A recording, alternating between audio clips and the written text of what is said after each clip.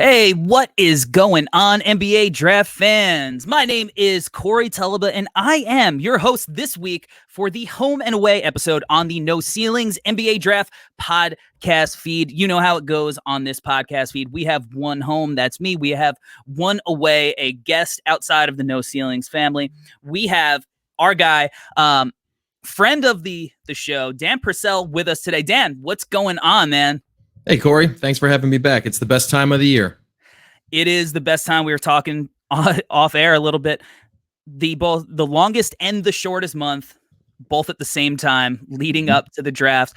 But super exciting. The lottery order is set.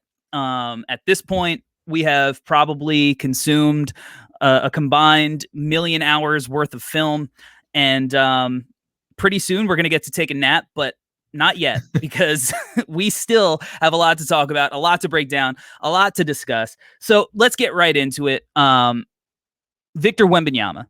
This is the guy. You've been hearing about him for years and years and years. What team was going to win the Victor Wembanyama sweepstakes? It was the San Antonio Spurs.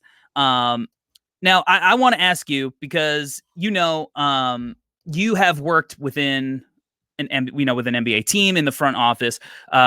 You're with Sports Business Classroom now.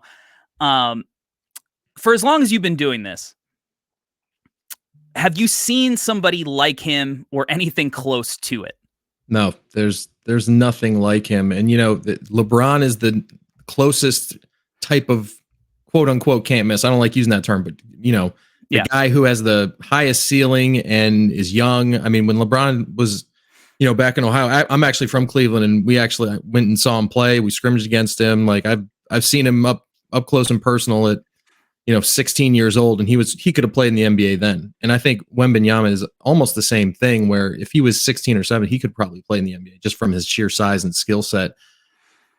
You just have not seen somebody with this size and this fluidity, and his IQ is super high too. I mean, you just go on and on about this guy, and he's a passer. So you can put him in the Jokic role. You can put him in at the elbows and work off him at the elbows. But then also you can run Spanish pick and rolls, all versions of Spanish pick and rolls that you want to run, right? Yeah. And but then you can run just regular pick and rolls. You can run second side if you want to get him on the second side. Like you can put him in the dunker. I mean, you obviously don't want to. But you can. That's what I'm saying. I'm not saying you're going to, but Pop can. First off, Pop's maybe the greatest coach ever, in my opinion. He is, and so you're putting him with a coach and a coaching staff that is just like they know how to do this. This is another repeat for them. And again, every guy's skill set is unique. Tim Duncan's different than Victor Wembanyama. David Robinson's different than Victor Wembanyama. But still having that infrastructure is just going to, I think, is actually the best thing that could have happened to him. And just as a side plug, on my Twitter, I actually called this back in February, I think it was. I actually called that the Spurs were going to get it. I just didn't see how the league would let him go to bad spot. I'm not saying that it's rigged or anything. I'm not saying that. I'm just saying, if there was a spot that is perfect for your NBA whole league, the guy you're going to have for the next 15 years, barring injury, why wouldn't you put him with Pop, with the best coach and the best health and strength and, in the league? Yeah. New practice facility. It's beautiful. Obviously history there. Tony Parker from France, that relationship with Victor Wembanyama, it seemed like he was happy about it, a seamless fit. But what does that mean for an organization like San Antonio? Like, obviously they got the David Robinson, Tim Duncan years. They then drafted incredibly well. But after the whole Kawhi Leonard situation, it was an organization that you knew was going to do the right things. They were going to go through their process, build their culture. But at the end of the day, they're still the San Antonio Spurs. San Antonio is not going to be your premier free agent destination. So what does it mean for the future of that franchise now, not only from a basketball perspective, but a small market team? What does it mean from a business perspective that they landed Victor Wembanyama? Like, would it be anything even close if they, let's say, landed Scoot Henderson? Like, what is the difference in business opportunities between even those two guys? I mean, obviously, is the ticket sales, right? I mean, that's the first thing. I think the day they won the lottery, there was a report out that their ticket, season ticket sales doubled or whatever it was from what it was the day before. San Antonio, San Antonio has a rabid fan base. They are 100% behind their team. They have always been. The Spurs are, if you look at maybe, a city that's crazy about their football team, it's the same type of thing with the Spurs. Like Atlanta, the Falcons are, Atlanta fans are crazy about the Falcons. That is their thing, right? Yep. And it's the same thing in San Antonio. It's the same type of mindset. So you're reinvigorating that fan base, and it was harder to sell tickets, obviously, and it's a business sponsorships, local sponsorships and whatnot. From a business standpoint, it's like the greatest thing that you could get Christmas Day, right? When you're a kid, it's the best thing that you could get, and it's going to turn them, not that they were struggling or anything like that, but it turns them into going back to where the Tim Duncan, Tony Parker, Manu Ginobili days were, where that place was loud. That place was packed every single night. There was it was the only ticket in town. It was the only thing to do. And they were great. And it's going to be that same, I think it's going to be that same type of thing over the next 5 years. And I'm excited to see where it goes. I'm happy for them. I have a lot of friends in the Spurs organization. They're great people. And I'm really happy that this happened for them. Yeah. I mean, obviously, you touched on it. He couldn't have gone to a more prepared organization to handle a situation like this. But now, this is the easy part. You selected Victor Wembanyama. Congratulations. Step one is complete. Now, what are going to be their next moves to build around him? Are there any keepers on the roster? And do they compete early? Do they try to just be patient with it and maybe, tread towards the lottery again next year?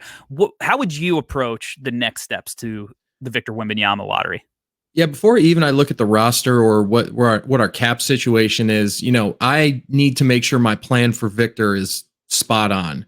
And that is A1, A2, and A3. I like some of the pieces they have. I think they have some good, they have some good pieces that go along with him. But those pieces, no disrespect, but it's his show now, right? Yeah. And those pieces either can be moved or they can be, keep developing. But the big thing for me is it's not salary cap. It's not anybody else. It's Victor. It's his body, right? I mean, he has a thin frame.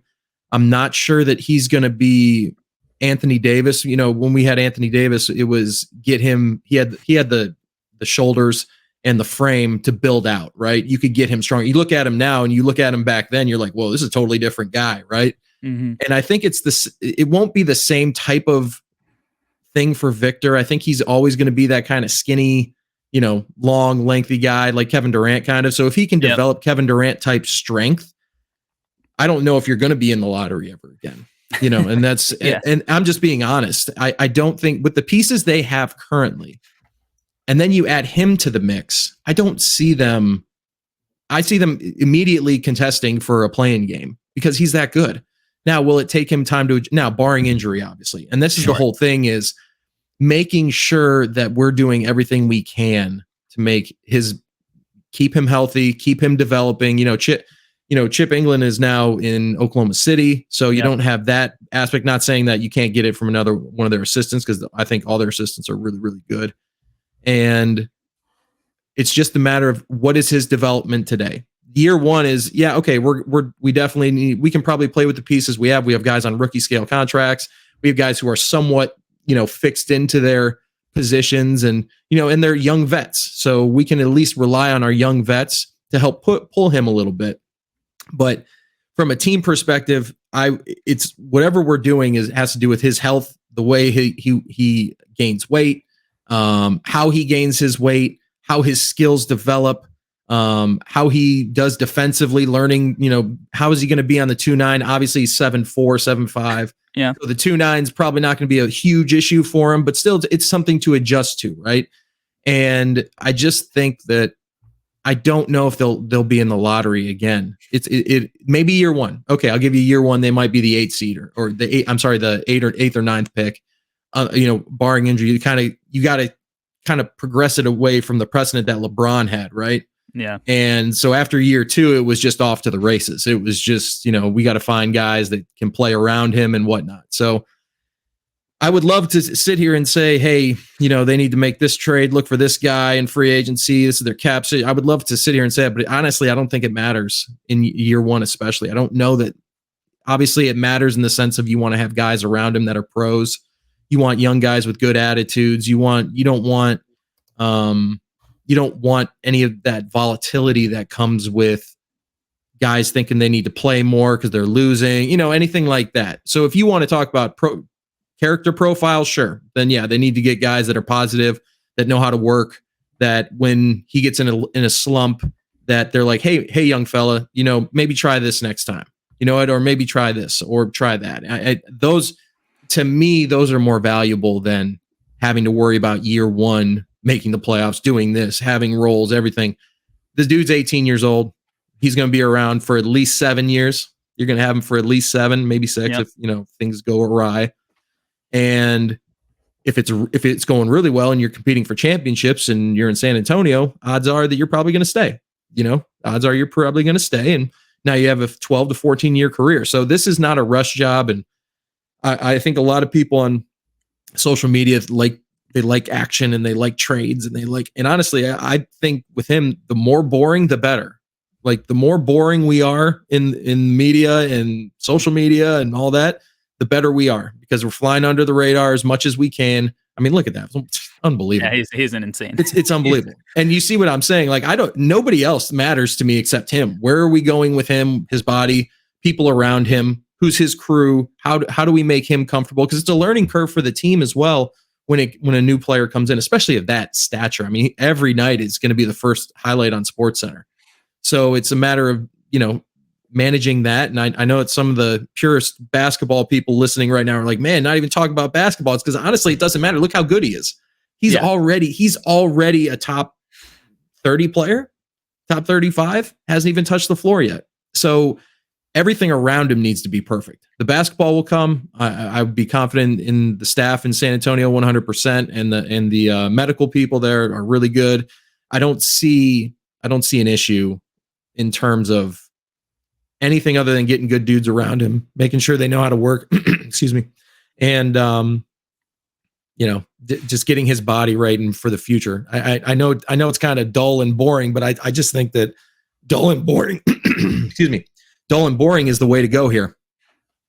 Yeah. And I think anybody who's followed the San Antonio Spurs over, the last 30 years, probably describe them as dull and boring from, the black and gray uniforms all the way to the personalities. But the play is going to be the exciting part.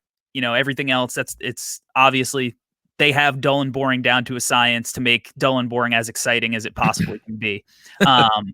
But look, one of the things that happens when you have a guy like Victor Wembanyama, right, is that not only are you going to be watching Victor Wembanyama in all of these games, but you're going to be watching his teammates. And there's a guy who he played with that I know you wanted to touch on a little bit, and and that's Bilal Coulibaly, big fan, who is one of, I think, the most intriguing prospects in this class. Long, athletic, I think, rumored to be 6'7", 6'8", with a 7'2" wingspan. The footwork, we talked again off air a little bit. You could tell by the way guys move sometimes. He moves like a basketball player. Some guys look like they are playing 1v1 versus a cone. And when they try to do stuff in a game, it's harder for them. It doesn't look as natural as fluid. With Bilal, fluidity is the name of the game for him. Everything is so impressive. What do you like? What intrigues you about him as a prospect? Obviously, the measurements are really good if they're not always accurate as we know. We got to take it with a grain of salt. But looking at him, I've watched every possession of his this year and some from the year before, and he looks the part of the length, right? And you kind of look at him in this draft, you look for comp sets of other guys that are in this draft, and you look at the Thompson twins and you're kind of like, they're built somewhat similarly, and they kind of play the same type of positions on the floor, and his feel is really, really good. And I think playing with Victor Wembanyama helps his case, actually, because not so much that he looks better playing with him. Obviously, anybody will look better, but if you actually look at a lot of these possessions, he doesn't have them on the floor, and he's still doing, and they're giving him the freedom to read, react, come off pick and rolls. And that's the thing. He kind of reminds me of Brad Beal a little bit, bigger Brad Beal. And the way he can run pick and rolls, the way he shoots, the way he comes, he doesn't fly off screens as Brad, as well as Brad does, but something he can learn over time. And, defensively, I don't think he's a huge liability. I think he's somebody that wants to learn and can be taught. And I think playing with a superstar, it kind of helps because you're not him, you're not the guy every night. And sometimes guys that are on a bigger stage when they're not in the NBA and they're that guy on that team, they have problems coming to the NBA because you have to accept a role in the NBA. And unless you are LeBron or Steph and even Steph, it took Steph a couple years to become truly Steph, right? But you have to look at, like, you have to be Magic Johnson. Like, you gotta be these guys to walk in the league day one and be him, right? Mm-hmm. And there's not too many guys that can do that. And I think playing with Wembanyama, seeing that there is a him guy out there, helps him translate to the NBA better because he'll be able to accept a role. And I think it's so hard these days. I've been on the EYBL circuit a lot this year, really looking at the next 2 to 3 drafts, right? Trying to get ahead of the curve myself. And there's a lot of him activity, right? I'm him activity. And there's only going to be 3 of you that are going to be him, right? In those, maybe 4 total in the next 3 drafts that are that guy. And I think being able to accept a role is even bigger today than it was yesterday when I was, when I was in the league myself, or when I was a kid. And I think accepting these roles is extremely important. And how great would he be as a number 2 in 5 years? Or what if he becomes your number 3 option in 3 years? I mean, that is just, I think he's getting, and obviously because he's overseas, but a lot of people in the States don't take the time to watch, or they don't have the resources to watch him. But if you can, I would obviously watch him. He is a monster. He's one of my favorite players in this draft. The point you made about all these guys who want to be him, and one of the appeals is that he's already shown that he doesn't have to be that. That's something that's really shaped my scouting philosophy over the last 2 years or so, in that, like you said, the talent level is absolutely nuts. And so many of these guys are playing longer and longer into their careers. The more talent you have, the harder it is to be him. I was at Hoop Summit a few weeks ago, and then I went to the Iverson Classic. I did that whole circuit of high school stuff, and it was the same thing. I left going, all right, all of these guys, or some of these guys who are ranked right now in the top 5, but they're kind of like smallish guards with like okay athleticism, and yeah, they could score at the high school level at these lower levels, and because they're more talented than most of the guys they play against. But it's like, are you taking the ball out of Bradley Beal's hands? Are you taking the ball out of Steph Curry's hands? Are you taking the ball out of Jason Tatum, Jaylen Brown's hands? Like, that bar is so high, and it's something that I think as evaluators, when we are coming out, a site like ours where we come out with rankings, it's easy to look at like who are the top 50 guys, on ESPN's pre-college board, but that doesn't mean that's how it's going to shake out when you have to rank them for their NBA projections, right? And I think that some of these guys who do have the ability to come in, play a role, get on the floor, and then grow their game maybe into the flashes that they've shown as a guy who could be a number 2 or whatever. Those are the guys that I think should be ranked a little bit higher versus these guys who are like, if they're not the number 1 option, then what do they do?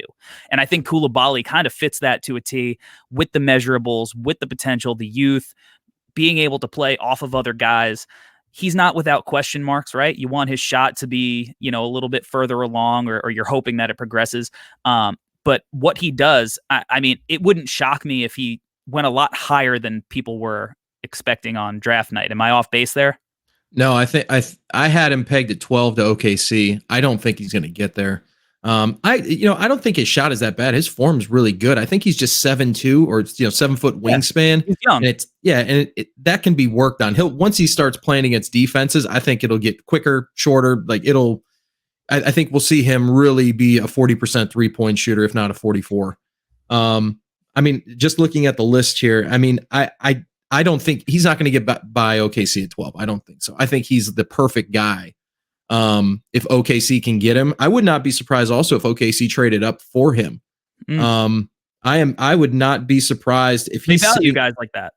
Oh, 100%. Well, his skill set fits in perfect with Shea and Chet and these, and Giddey. Like, they need that type of dynamic player, right? Somebody who can still in the second unit run pick and rolls if needed, or he can be a spot shooter. He can run second side offense. There's a lot of stuff you can do. Maybe it's transition stuff.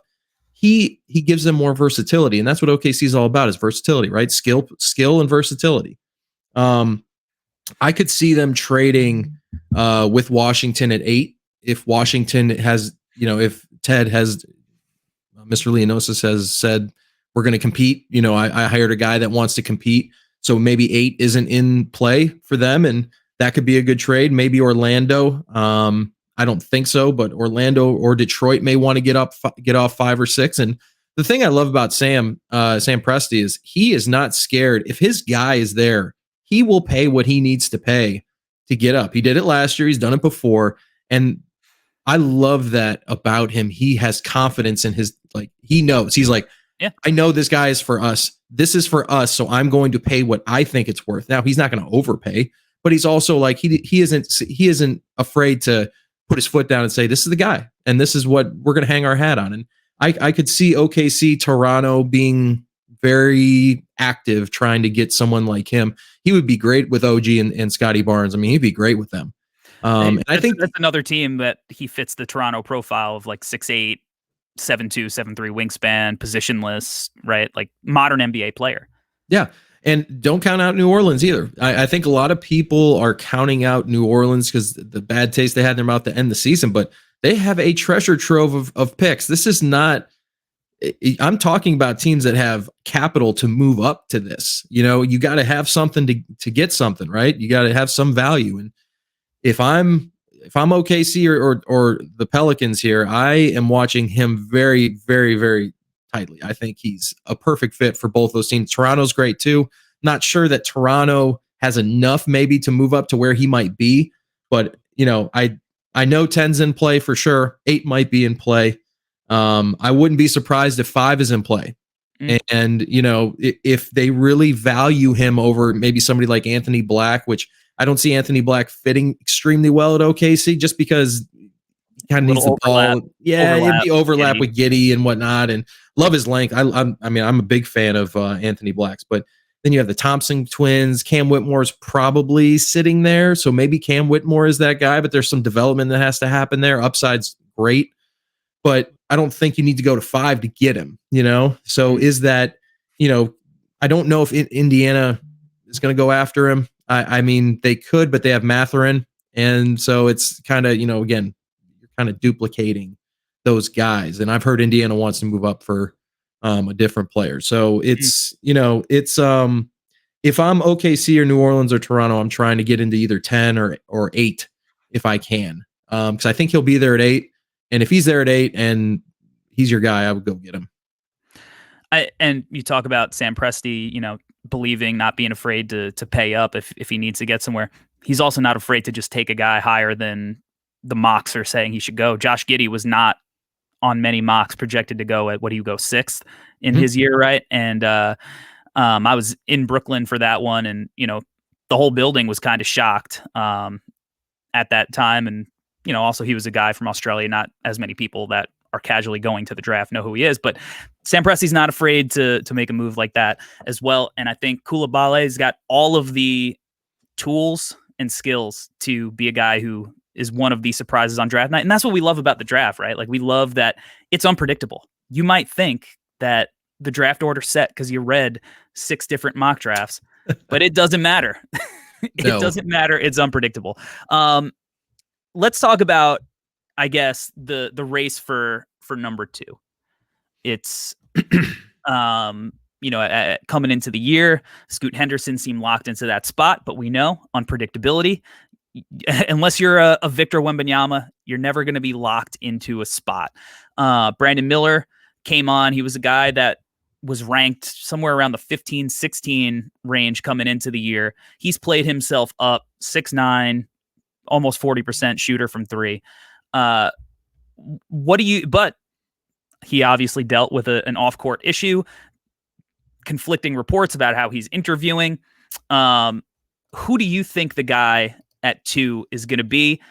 Is it going to be even Charlotte? Are they a team that's definitely selecting the pick? Are they possibly a trade candidate? What do you think is going to happen in that 2 to 3 spot? I have Brandon Miller there. I think that the Charlotte needs talent, right? It needs top end talent. It has LaMelo Ball, he's an all-star type point guard. He has good size, great passer. He can really shoot it too when he's on. They need wing support. Like some of the teams out here, there's some teams in this draft that absolutely need wings left and like it's their Achilles heel, right? Look at Memphis. They need wings like none other.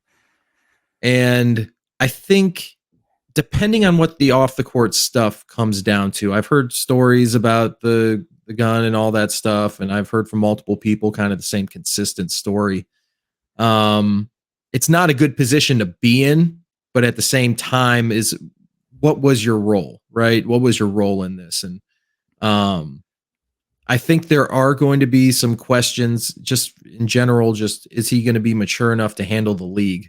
Because the league comes at you fast. That's something that an assistant coach that when I first started always told me, is like, the league comes at you fast, young fella. And he's absolutely right. And because you're one day you're at Alabama, if it's Brandon Miller, you're one day you're at Alabama, and the next day you're getting your first paycheck in the middle of October, and it's more money than you've ever seen in your life. Or if he's seen more than that, then good for him. But yeah, it's going to be a substantial amount of money that 99.9% of Americans don't see. And how you handle that, along with the off the court stuff, the people that you are surrounding yourself with, and I think that's the biggest thing that that most people are having issues with, is who is he surrounding himself with? And the NBA is being hyper vigilant now with the Ja Morant stuff. They've always had the rookie transition program. They've always had the programs that help rookies work through things, right? But sometimes you can only lead a horse to water. You can't force him to drink, right? And I think that's where we have to be with Brandon Miller. The talent is there. To me, he's an all-star. He looks like Paul George to me. I mean, the amount of plays that he makes with and without the ball, I think, are really, really good. I mean, you look right there. I was just straight catch and shoot off that. And he moves well without the ball. He doesn't have to have it all the time to be effective. I think as long as the character stuff works out and you're okay, if you're Charlotte, which you need talent, I just don't think Scoot Henderson is the right guy in terms of you're going to play him with LaMelo, but LaMelo needs the ball. No, sorry, I punned, but he needs the ball to be effective, and so does Scoot. And I think this is a much better talent and fit combination. I mean, that's where I am too. I'm one of the rare people at No Ceilings. It's me and one other guy who have Brandon Miller at 2. We were also much higher on Brandon Miller compared to the consensus coming into the year. I thought he was a top 5 guy during the pre-draft cycle as well. I watch the playoffs now, and I just go, it's so hard to be 6'2", and if Scoot's going to be your best player, it's so hard to build a championship contender. It's not to say that I don't think Scoot is talented enough to get you deep into the playoffs with the right roster construction. I just think it's a lot harder to build that kind of roster out in comparison to a guy who I think is, potentially equally as talented and can shoot. There's no questions about will he develop that shot. He's already going to be coming in equipped with, a potentially 40% shooting outcome at 6'9", dribble, pass, shoot, his pick and roll operation, the setups that he uses, all super mature for a college player. One of the things I've been doing, I've been going back and watching guys like Paul George in college, Jason Tatum in college, Jaylen Brown in college. And sometimes you forget that those guys have made such tremendous strides in the league. It's not like Brandon Miller, because he's 20, is all of a sudden going to stop developing his game. He's going to get better in every aspect. Scoot, same thing, tremendous talent. I forgot where I heard it, but I thought it was a good point too. Scoot and LaMelo, can it work? Yeah, I think those two guys could play together. But Sure. Technically, Tyrese Halliburton and De'Aaron Fox were able to play together too. But you saw what happened when you separated them, right? Are you maximizing what those two guys can do? And I don't know if you're going to get that maximization playing in Charlotte. Obviously, he's an incredible talent. You want to draft if you think he's the best talent available and you think he's a superstar. You think he's an outlier, right? You think he could be that Derrick Rose, Dwayne Wade. You make that move. But I lean towards Brandon Miller as well, even if it's kind of unpopular, or I guess it's growing in popularity. But like you said, as long as the personality stuff checks out, I'm kind of there at this point as well. Yeah, I've had him at 2 for about 6 months now.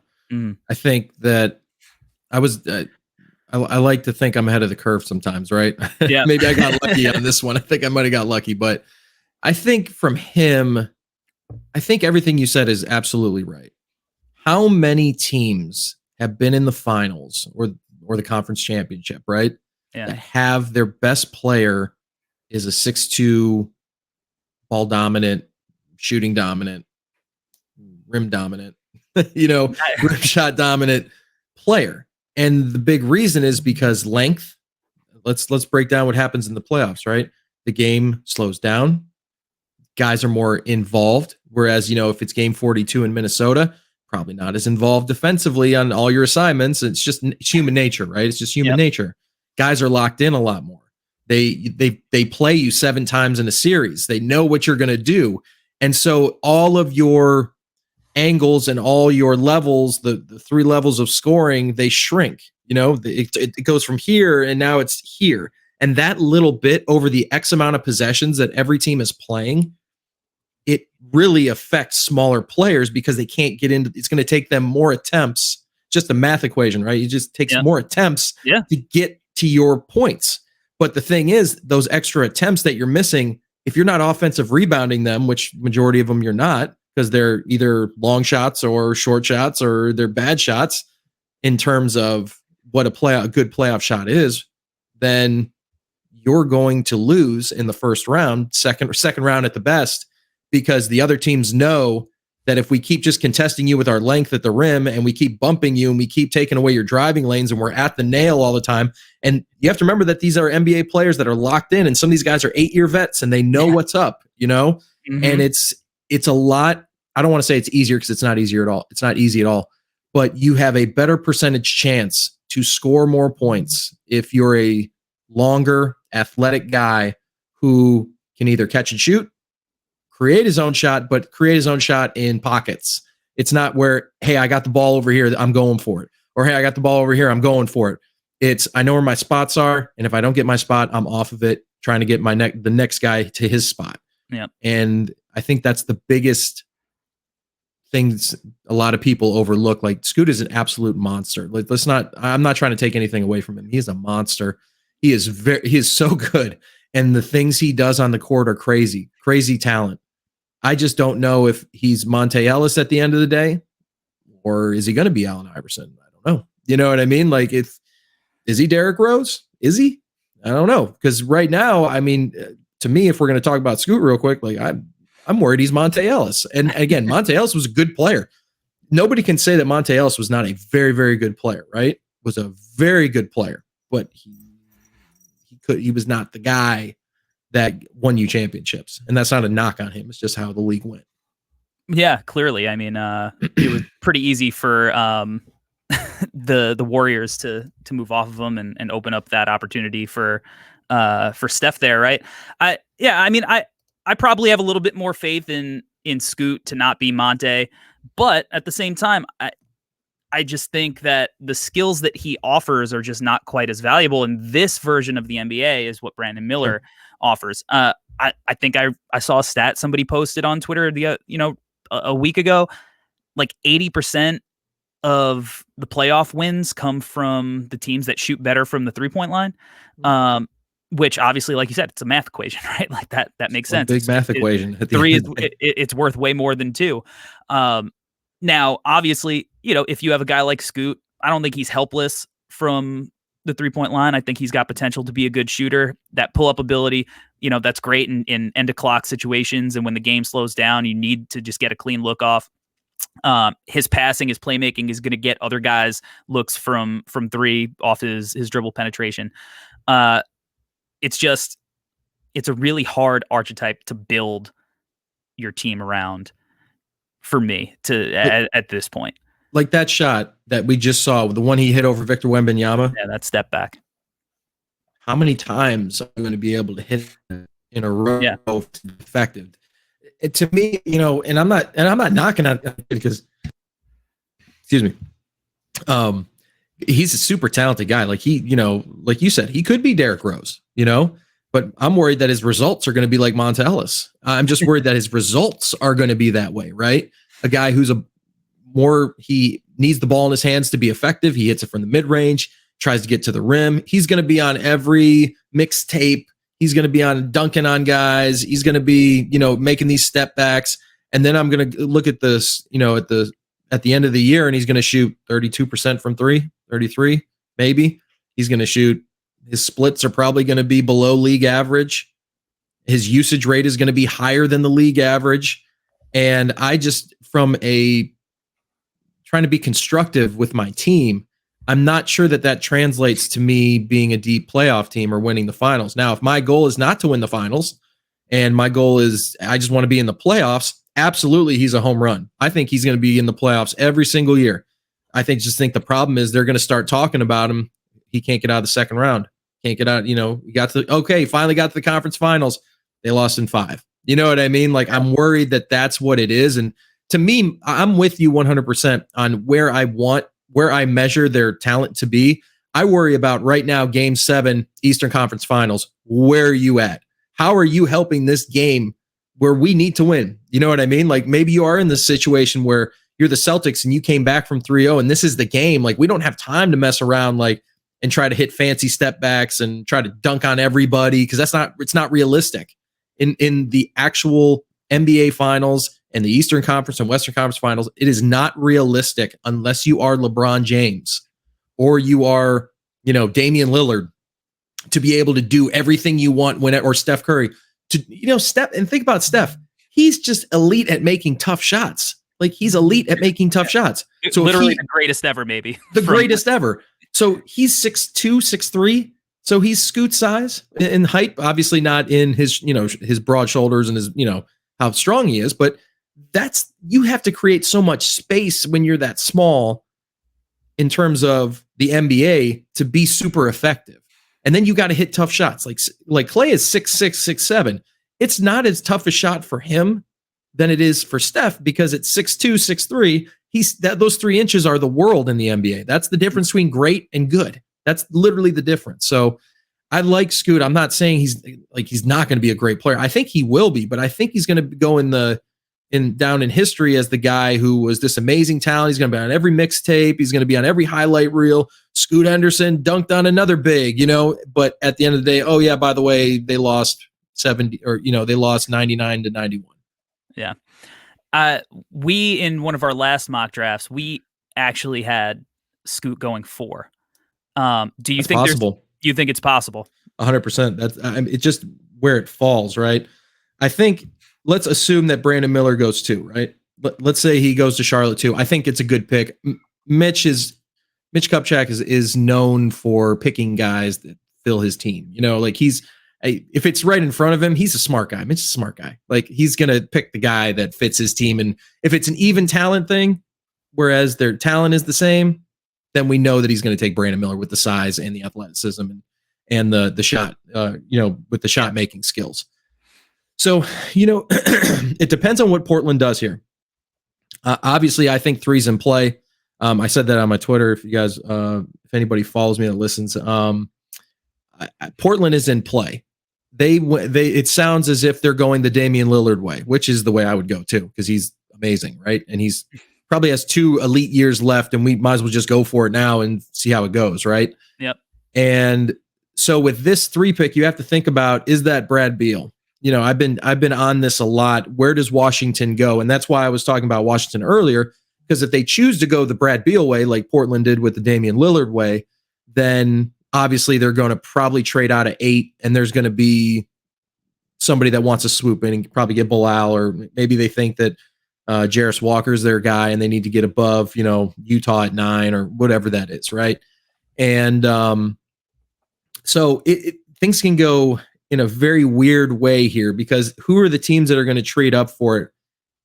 Orlando? No, probably not. They have a glut of guards. I mean, he would be good. He'd be better than any of the guards they have, but how does that help Paolo at all? You know what I mean? Does that help Paolo in Franz's hands? Exactly. So how does that help my best player, my best 2 players, we'll call it? How does that help them having him there? Does that help them? Is he now the best player? How does that work?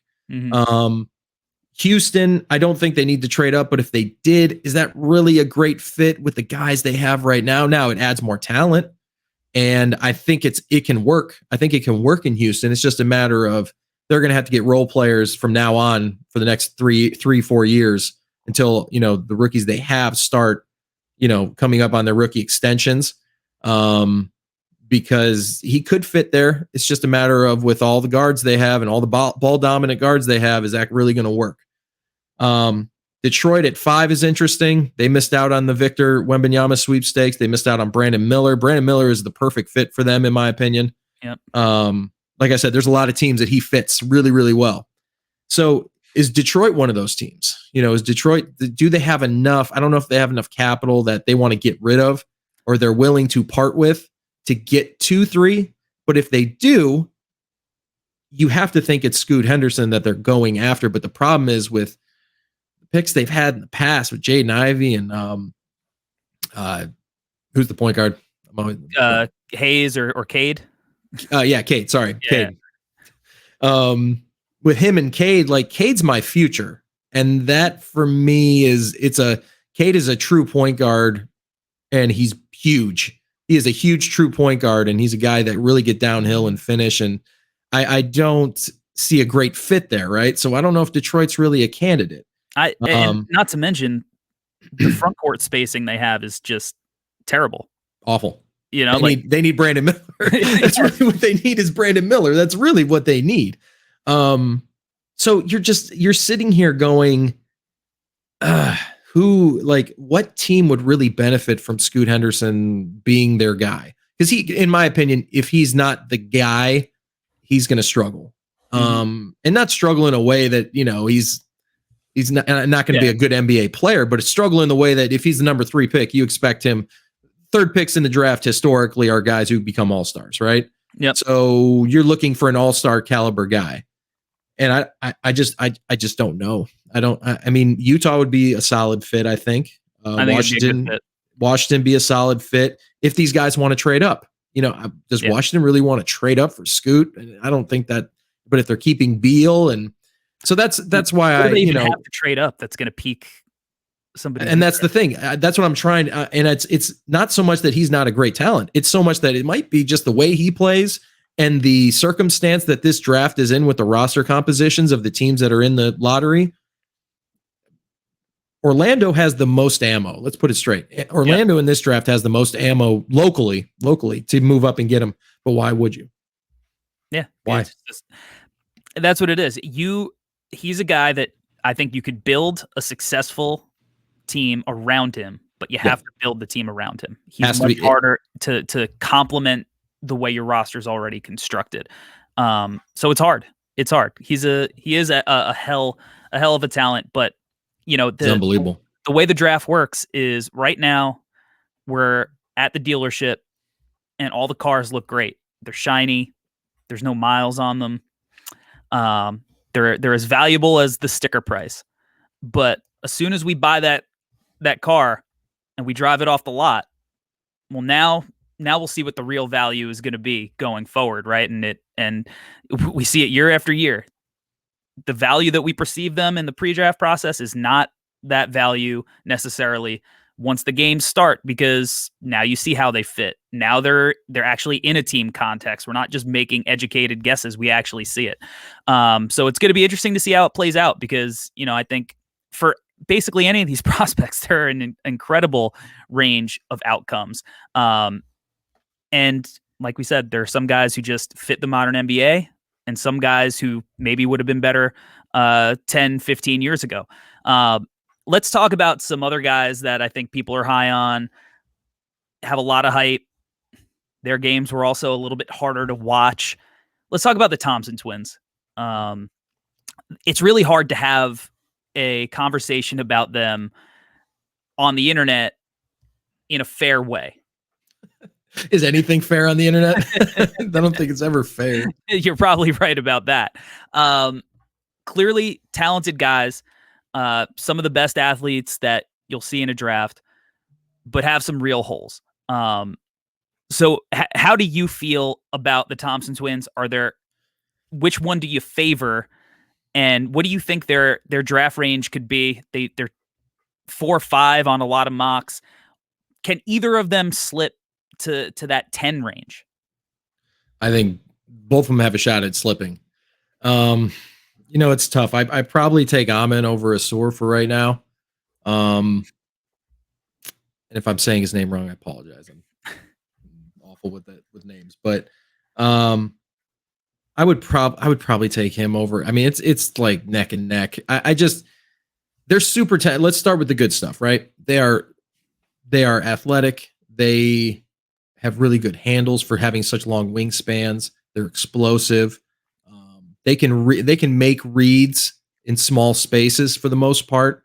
I think they're at best. So you just see this transition plays right here. This is when they're at their best, both of them, in my opinion. When there's not 4 defenders after your primary defender, you have the 4 other guys to worry about. When they can get out and transition, I think they're very dangerous. And they're not awful in, say, side pick and roll, and they've ran probably hundreds and hundreds of high pick and rolls. You're actually seeing the high pick and rolls here watching live. And I like them. There's a bit of a I'm him complex there for me. And I'm just being honest. I'm not trying to down anybody, but there's a little bit of an I'm him complex. And I think the problem is I don't know that they're that good to make up for that deficiency. You know what I mean? Yeah. I 100%. They have some real deficiencies. It's almost like the Scoot conversation we had on steroids. I think even more primarily for Amen versus Sar. Like I've favored Asar just because I believe in the shot translating a little bit more. Yeah. I've seen it up close a few times. I think they're both hard workers, and we talk about they look good in transition. I hope so. They're 20 years old, and some of these guys on the court are 16. It almost feels like it's hard to get a gauge on what they might actually look like in a real context, because they're just so much bigger, stronger, more talented than a lot of their counterparts. And it's not to say that the guys in the OTE league aren't talented. These are a lot of kids who are going to be 5-star prospects going to, D1 schools now that, they're able to take the NIL route. But the fact is they're playing down while some of these other guys are playing up. So it's hard, obviously defensively, I've been to the pro days. I've seen how they work, how the coaches work. I've seen what they teach. They're teaching all the stuff you want to see. But when you have high school kids, you teach it, but it's a process. It takes time. It takes time for them to figure out when they're supposed to be the low man, when they're supposed to X out. It's a learning thing. So I think their evaluation is going to be hard. And again, I know that the mock drafts say one thing, but when it comes down to it, you have to bet and invest millions of dollars, and you better be certain about it, right? They're gonna look great in workouts. They're probably gonna hit some open shots in a workout setting when there's no defender. But But if you really watch the full games, you don't watch the highlights. As you know, we're playing highlights and they look phenomenal. There's a lot of times guys at that level are literally giving them the Westbrook treatment, sitting in the paint and daring them to shoot. Imagine now an NBA line, NBA defender, and 20,000 people instead of a 2,000 person gym. Who knows how that happens? They're two of the more interesting prospects I think I've ever evaluated. Yeah, I mean, again, going back to your point of defense, you got to think it's PJ Tucker and Joel Embiid, right? You got to think that they are sitting back at the rim and PJ's forcing you into his help, and you have a 7-footer who's athletic, understands how to play, will rotate over earlier in the possession. Yeah, and it's also like, I just don't know. Obviously, being an elite athlete is great. It's beneficial. It allows you to do things on a court other people aren't capable of. But again, if you watch the playoffs, I wouldn't say that the number one quality that the stars have is their athleticism. I would say it's the skill set that they have that allows them to complement their athleticism. It's hard. I get weary of that elite athlete first as the first sentence of your scouting report. It's something that I get a little weary of. I think it's overused for sure, right? Elite, because if you really look at it from a standpoint of the league, everybody's an elite athlete except maybe 10%, 12%. Yeah. But just going back to what you're saying, I agree that I'm not saying that they can't adjust, and I'm not saying that they won't adjust. I'm just saying, for me, I'm sitting here going, I just watched Bilal for hours, and I'm looking at a guy who is the same skill set, same length. They actually measured shorter. I want to mention that too. They actually, at the combine, they actually measured shorter than what they've been saying. They're saying they're 6'7", but they're really 6'5 3/4. And I know maybe an inch and a quarter isn't a lot, but it's kind of like where there's smoke, there's fire, right? If there's a discrepancy there, where else is the discrepancy, right? Where else are we not getting the information on it? And for me, that's what starts spinning for me is, okay, now what else am I getting hidden from? Like you said, I'm investing I'm thinking I'm investing 7 years. I'm investing 7 years of a lot of money on this. And there's a lot of money difference between the 3rd pick and the 10th pick. That's a lot of difference, right? Or if you're Orlando, that's the 6th and the 11th this year, right? There's a lot of money in difference there. And if I'm being withheld information here, what other information am I not going to be able to get, or I have to find out on the fly? And with the talent, I think I can work with the talent if it's me. I think if I trust my coaching staff and my player development staff, I think that it can work, right? But they're going to have to understand they got to accept the role. They will be good NBA players. But, you look at Denver and, who are the 3 best players in your opinion? Joker, Murray. And who's the 3rd? Gordon or Porter, depending on. We'll call it Porter, right? We'll call it Porter. We'll just call it Porter for argument's sake, right? Well, Porter had the same issues in terms of I'm him guy, and everything was about him, and everything was that. And you remember, I don't remember if his rookie year he took a shot at the end of the game-winning shot or whatever it was, and he missed. And they said, "Why didn't you give that to Joker or Murray?" And he was like, "Oh, well, because that's my shot. That's what I do." And that right there kind of told you where he was. And now look at him now. He's the 3rd fiddle on a championship team. I think he is starting to understand a little bit of, well, if I win, I'm going to get paid. I actually get paid more if my team wins, because I'm going to get that. And I think these guys are going to have to understand that too. And obviously it's a humbling process when you're not the guy and you're not everything, you're not on every mixtape anymore, and you're not you're not the next great thing. It's tough. It can be tough mentally on people to adjust to that. But the guys who do adjust to that, like I give Michael Porter Jr. like a ton of credit. He may not like it deep down, but he's going to get paid so much money just by winning championships. I mean, he's just going to keep getting paid. Yep. And you know what? Is it really such a bad thing to be a champion in the NBA, or maybe multiple? Maybe this is the beginning of the Nuggets dynasty, right? And those 3 guys are the guys, but he had to put his ego aside, and he had to put his I'm him to the side to become that. And what if he goes down? What if in 10 years we go, man, Michael Porter Jr. was the greatest role player ever. He was Scottie Pippen. He was Joker's Scottie Pippen. He could be 6'10" Clay. You know, it's like but that's those possibilities. That is an amazing thing to be. If somebody gives you that compliment, it's a most unbelievable thing. And then you make $200 million for your career. Sounds great to me. I don't know. I don't know who else it doesn't sound great to, but you have to. Yeah, you have to understand who you are, and that's the biggest thing, is understanding who you are. And I like the Thompson twins just fine. I'm not overly, I don't think they're going to be game changers. I think maybe a Sore, maybe an all-star Amen, maybe, you know what I mean? Maybe they'll get an all-star here, which is good. That's a good thing. But I think ultimately they're going to be role players. And do you really want to bet your future? Unless you have a team like Houston, I don't think is too awful for them. It's too awful. I think it's a good role for them, for one of them. I just think that you got to get over yourself to get, and I tell these guys in EYBL now, that ask me about it. I'm like, you just got to get over yourself first and foremost. And once you do that, the world opens up for you. And I think, that's something that if guys can get over themselves early, they usually have a better NBA career.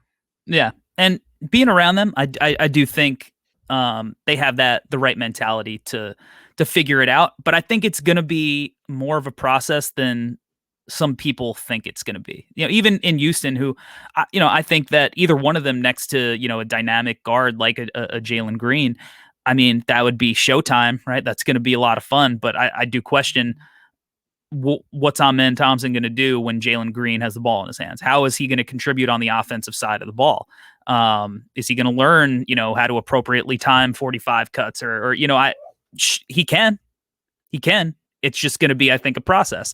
So I do think that those are two guys that their development, their context, where they go, who they're learning from, it's going to be, because they're no longer going to be together in the same structure, and they're no longer going to be the hands down most talented guy every single time they step on the floor.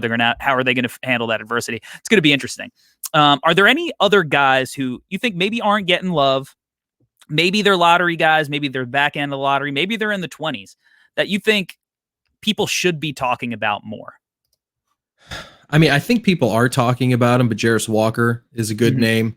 We talked about him a little bit before we went live, and he kind of reminds me of Paul Millsaps a lot, and a guy, but a more athletic one, a little more athletic guy, Paul Millsaps. And I think just the way he plays in his body is something you can really build around. You can see the athleticism there. And, Paul was never a super athlete like this. He was never that crazy athletic guy, but he was super smart, and he knew his spots, and he got good. He's got skilled throughout his career. And I think Jarris, if he could kind of follow that path, he'll be a better Paul Millsap. And that's pretty good. Like, that's a pretty good thing to be, if you ask me. All-star, guy won a lot of games, went to a lot of big games. Like, he was a really good player for a really long time, made a lot of money. Like, why would you, that's a great guy to, and if you're a better version, you're more athletic, to me, I think is, that's icing on the cake for him. But I think people are talking about Jarris Walker. I know you like him a lot. I like him too. I think he's a really good player. It's going to take him, I think the only downside with him is going to take him 2 years to get the speed of the game. And every night is a 7-footer at the rim. And, if he goes to, a high end would be Orlando at 6. I don't think he'll be there for Orlando at 11, to be honest with you. I don't think he's going to be there. I think that would be crazy if he was there at 11. I think Dallas, honestly, I don't think Dallas would trade. I think they would take Jarris Walker if he was at 10, just to be honest. I think if Cam Whitmore, Jarris Walker is sitting there at 10, I don't think Dallas trades out of it. I think they take it. But it's going to have to be their guy, right? He's going to have to be their guy. But Indiana's also very, very interesting for me. I think he would be a great fit. I mean, you don't always draft for fit. I'm personally a Bill Belichick type guy. I go for the best talent. But when the talent's even, you have to go with fit and, what they're going to look like in 5 years down the road, right? Obviously, Victor Wembanyama is a no-brainer. That's not hard. This isn't the hard part of the draft, right? Right. Yeah. And I think that Jarris Walker has a real chance to be a really good NBA player, all-star. And I think, if I'm Indiana at 7, unless I really, really like, if I really like Taylor Hendricks, or if I really like Grady Dick, like if I really like Keontae George, I got to really like those guys to go at 7. And for me, I'm just sitting here going, he's probably the best talent left, unless you think Taylor Hendricks is a better talent than him, which I'm not sure that he is. I actually had Taylor Hendricks at 4 in my last mock. That's going to move down. I just watching these guys again and again and again and again, they start, you start to really get good, good feel for them. And I like Taylor Hendricks a lot. I think he has a lot of upside, but I think Jarris Walker has more. Mm-hmm. And his thing is going to be, where's his NBA IQ at? Can he make passes out of the double team when they, when he does go to that mid post, when they're doubling from the baseline, is he going to know how to kick out of that, and make an effective pass, or, make them pay, splitting the, whatever that is, things of those nature. And then defensively, he has a big problem going to his left, in terms of like closing out. If he's at the nail and then he has to close out to his left, he has big problems. Taylor Hendricks has the same exact problem. So these guys in their comp sets are having these same exact type of problems, but they're easily fixed, right?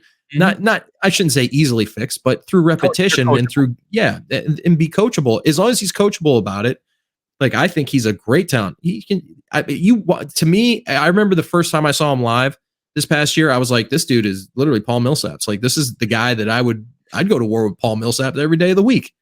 And so that's where I'm at. I think Jarris, like, I think I wouldn't be surprised if Orlando takes him at 6. I would not be surprised. I would expect Indiana to take him at 7. I think Dallas at 10. If he's sitting there at 10 for some reason, I think Dallas, I would take him if I was Dallas. Let's put it that way. He's a guy to me that, you talked about, like, if you don't have anything, are you willing to move off it? Like, he's a guy that plays 0.5. He's going to make the reads. He's going to be a short roll passer. He's going to be the guy who turns good to great. That's what he's going to be willing to do. Is he going to be the guy that is averaging 20 points a game every year? No. But is he going to be the guy that impacts winning maybe more than the guys that are averaging 20 points a game? I think so. He's going to be scheme versatile defensively. If you want to play him in a hard hedge, he could do it. If you want to switch, he could do it. If you want to play him in a drop, I think he could do it. I think that, even getting some background, when I was watching film with Marcus Sasser and I asked him about it, he's like, we don't even consider him a big man. We consider him a guard. You have no idea how he could handle the ball and some of the stuff. Mm-hmm. At IMG, he initiated a lot of offense. I think there's a lot of untapped potential there. I think if he gets to Dallas, they should absolutely take him. And I think if he gets there were some reaches yes, ahead of him. I agree. Or people started thinking that Cason Wallace was a better prospect than him, or they think that GG Jackson is a better, which in my opinion I think is a big I like him. Let's put it this way. You are way higher on him than I am. I can tell your voice. You're excited. No. Oh, Jarris. Yeah, no, Jarris. Yeah. which is great, because I saw a lot of that stuff too. And, I like him. I like that he's going to be forced to be engaged mostly in the NBA, because he seems like he wants to be good. And he seems like he actually really likes playing. To me, he does. It looks like he enjoys playing basketball. And usually what happens there is those guys are more engaged day to day than the others, and they develop a little quicker. So I just think after 2 years, it'll probably take him 2 years of taking some lumps. But I'll tell you what, at Indiana, how great would that be to have those guards? You have Miles Turner to protect you at the rim. It would be it's just a question then, do you play 3 or 4? Are you playing the 3, are you playing the 4 in that group? And then I think with the second unit in Indiana, I think he'd be able to initiate some offense like you were talking about. I think it's mostly going to be second unit stuff when, you sit Halliburton down, give him some rest, whatnot. But I love him at 7. If I'm Washington, I'm taking him at 8. Anybody that is 6 down, I would probably take. Orlando, I would probably take him too. Unless Cam Whitmore is there, because Cam's just a little better fit, different position, because Jarris kind of plays the same position as your best player. It's tough. It's tough to draft guys when you have the rookie of the year as your 4. It's tough to unless you really believe he could play center full time, which I don't think is going to be. I think he could do it in spurts, but I don't think he's a full time center. Because I do believe, like you said, I have him very high, but in Orlando, it would be hard for me to make that sell unless I don't believe in one of Franz or Paulo, and I think they're both tremendous really players. Good. So that would be hard for me. But yeah, and that's why I said 7, and that's why I think 7 is his spot. I think Indiana is. I don't know that there's a more perfect situation in terms of a great coach, a hard-nosed coach, a guy who's going to demand that he works, and then on top of it, the talent surrounding him. I mean, that to me, he makes Indiana the 7 seed next year, maybe the 6 seed if everybody's healthy and he progresses faster than what they thought. Yeah, I mean, honestly, if I'm even of the frame of mind, like I think if Portland intends to draft somebody, I think that they're a team that should trade down in a couple of spots and target Jarris, pick up a piece that allows them to get another rotational piece around Dame, because I think Jarris would be one of those connective tissues on both sides that could allow them to compete and have a potential guy in the future that complements their young core as well. So let's explore that. Let's explore that, right? Let's explore that Portland that's their guy, right? Let's just assume that Portland thinks that.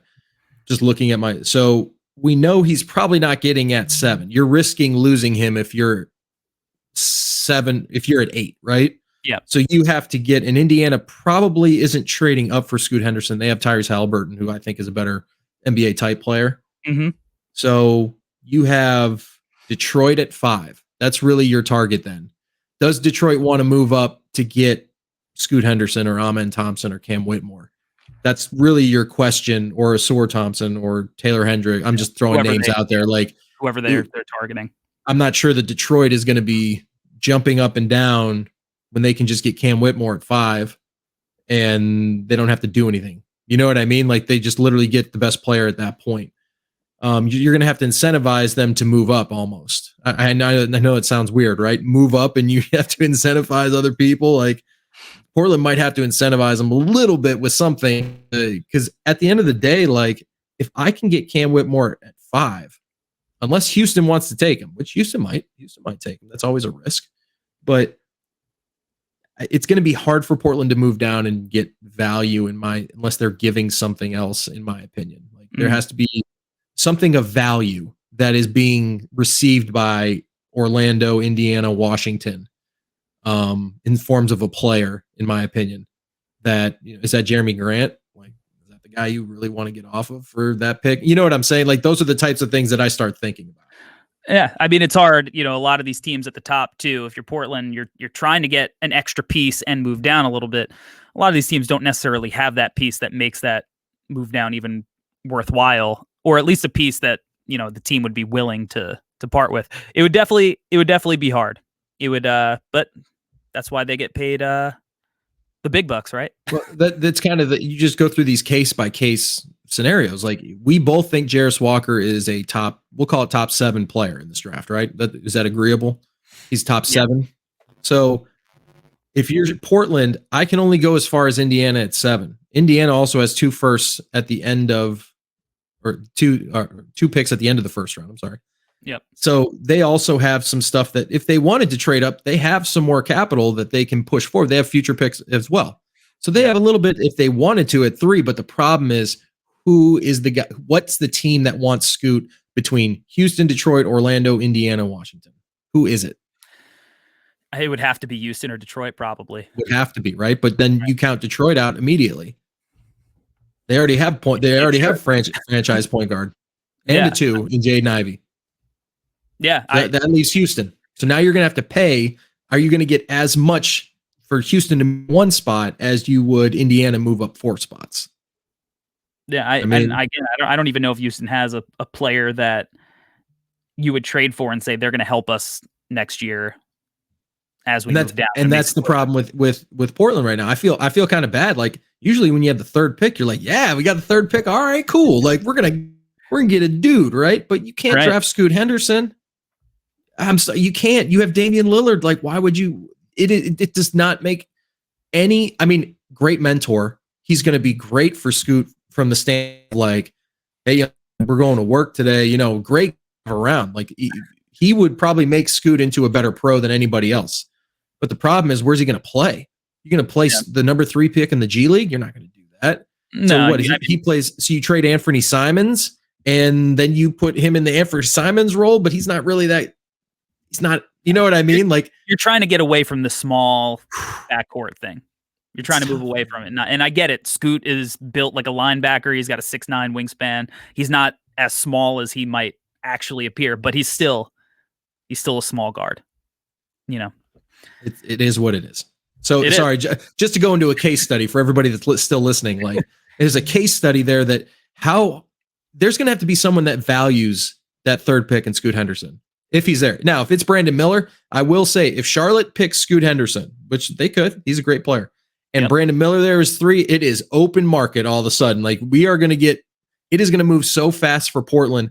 They are going to get offer after offer after offer after offer after offer for him. Every single team, Houston, Detroit, Orlando, Indiana, Washington, Utah, Dallas, Oklahoma City, Toronto, all can use Brandon Miller. He fits perfectly in all of them. Yeah, that's part of his appeal, and he still has that same star potential.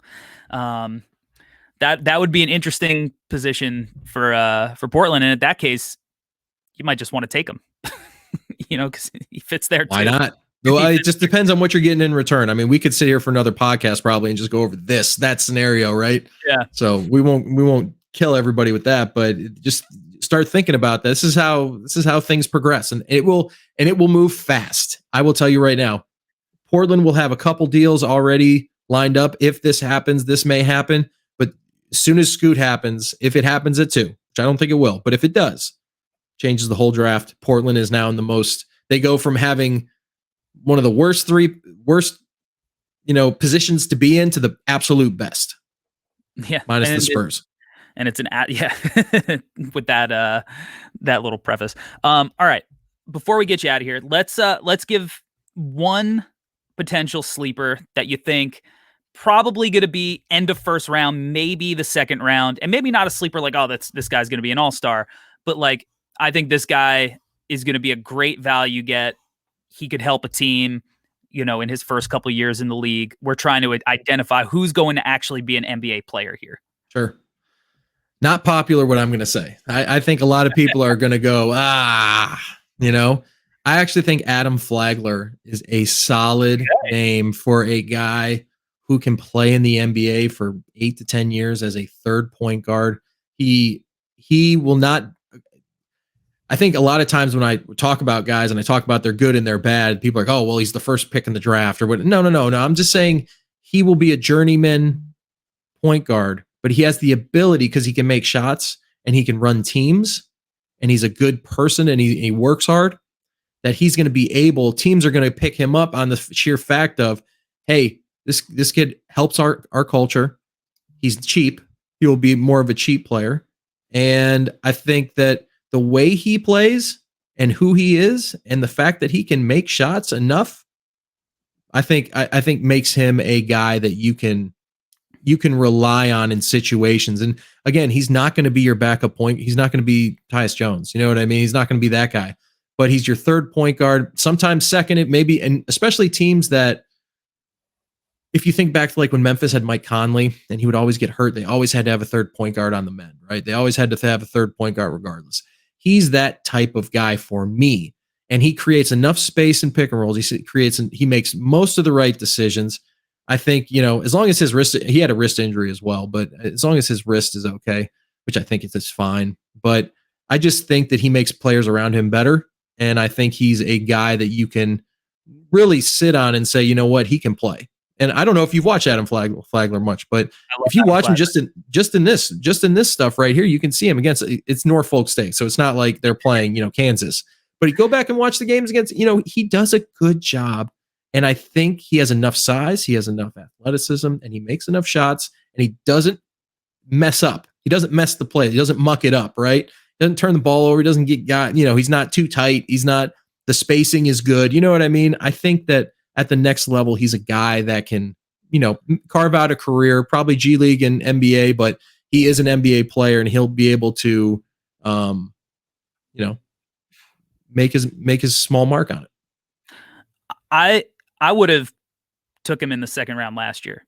Mm-hmm. If Same. he had came out. Yeah, he's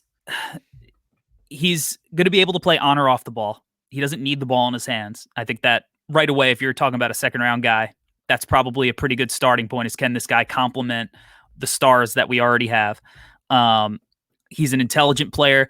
I was with Kevin McCullough from Kansas a couple of weeks ago in workouts, and I asked him, I said, who's the best player that you played against this year? And he said, Adam Flagler. And I said, why? And I had my reasons that I wanted to see what he thought. And he's like, you can't speed him up. Mm-hmm. He's like, his game is so mature. He knows what he wants to do. He can make quick decisions when you try to take that away. He's just a heady, smart guy that gets to his spots, and he makes you play down to his pace. So you could be long, you could be athletic. He's going to dictate the possession. So I think he's a winner. He's a winner. Yeah. And he's going to be able to play both sides of the ball. He's been taught that. He's got, he's small, but you could see the frame that he has. He's going to be able to hold up physically.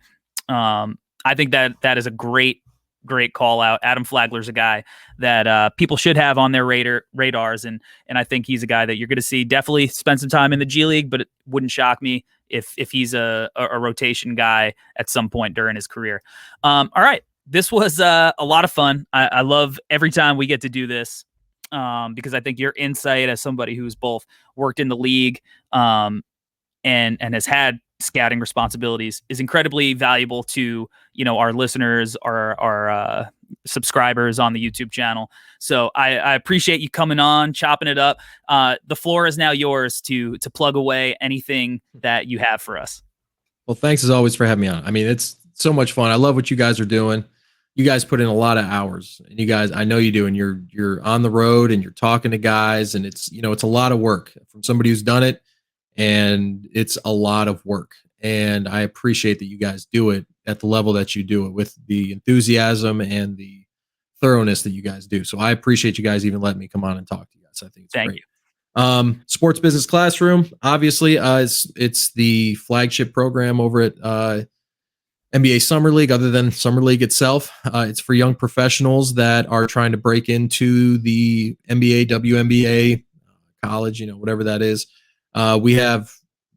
We set it up more like a college where you have majors, you have scouting, video analytics, salary cap, broadcasting. So there's all aspects that if you want to really deep dive into what that is. And so Larry Kuhn is the general manager of it. If anybody doesn't know, Larry is the godfather of the NBA salary cap. One of the best guys I've ever met as well. Just an amazing guy. And he is the head of it. And, I'm lucky enough to be able to do the scouting part of it and the video part of it for him. And, we have everything from, you learn a little bit out of everything. It's like liberal arts. You start off learning about everything, and then you break down into your major what you choose. And then ultimately we have a mock free agency at the end of it, which is awesome. And we have NBA executives all week, special guests. Like last year we had Jerry West, Daryl Morey, Kobe Altman, amongst others. And, it's a great program, and our transition rate from people that come to our class and then actually get jobs in the NBA, WNBA, and in the NBA itself, it's really staggering, and it's such a cool program to be a part of. And I'm blessed to be able to teach in it, and hopefully help the next generation of NBA employees or NBA team employees, or maybe it's media, whatever that is, TNT, ESPN, or maybe they're doing stuff like you guys are doing. Sportsbusinessclassroom.com. I highly recommend, if you're a young person, whether you're in college, law school, just graduated high school, whatever that is, it is well worth every penny that you put into it. The testimonials that we have from our former students is unbelievable. Yeah, I know plenty of people who have been a part of that experience, and you'll never find somebody who's gone through it say a single bad thing about it. They speak glowingly about it, not just what they learn, but the relationships that they build, within the people that are also taking it. That's one of the things I think that goes underappreciated. It feels like everybody I talk to, they they start their own stuff with the people that they go in it with, right? They form these bonds. So relationships, knowledge, amazing program. Obviously, the people running it, top-notch guests, like you said. And I mean, anytime you can mention the logo as somebody who is part of your program, right? That's pretty unbelievable. Just unbelievable hearing him talk. Yeah, I mean, truly amazing stuff. Dan, again, thank you for doing this. We're gonna have to do it again soon. Maybe we'll talk about the results on some of the stuff that we talked about after the draft happens. But thank you again for all the listeners. If you're listening to this on your podcast feed, make sure that you subscribe, give the crew a 5-star rating and a review. If you're watching on YouTube, make sure you smash that like button, subscribe to the channel. We are so close to the draft, and we are not going to slow down. We have also officially released the No Ceilings 2023 NBA Draft Guide. You can get that at noceilingsnba.com. Click on the store link. It's right there, along with a bunch of new merch. So thanks, everybody, for supporting us through this draft cycle, through the last draft cycle. Anybody that's new, come along for the ride. It's going to be a fun one. And until next time, we're out. Peace.